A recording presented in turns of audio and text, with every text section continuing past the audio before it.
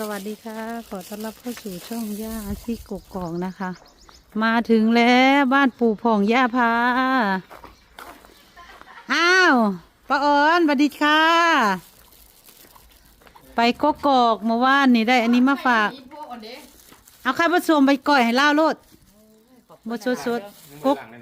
ยังมาล้างกกตูมมาจากกกตูมกกอกเอาคลุกใส่น้ำปลาให้เราก่อนได้ทอดไข่ให้เรากิน2 หน่วยถ้ากินปูอย่าเพิ่มไข่ดาวอย่าเพิ่มกินล่อไข่มดแดงสดก้อย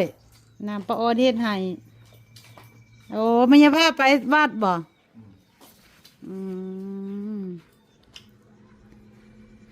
กินข้าวแซ่บปูบางมืดว่าได้ผักหวานกับได้ไข่ปลาเชื่อมาไปให้อีโพมันว่า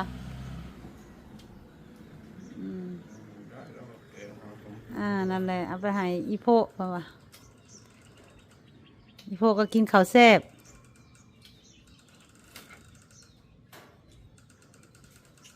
โอ้ปันปลาออนทอดไข่ให้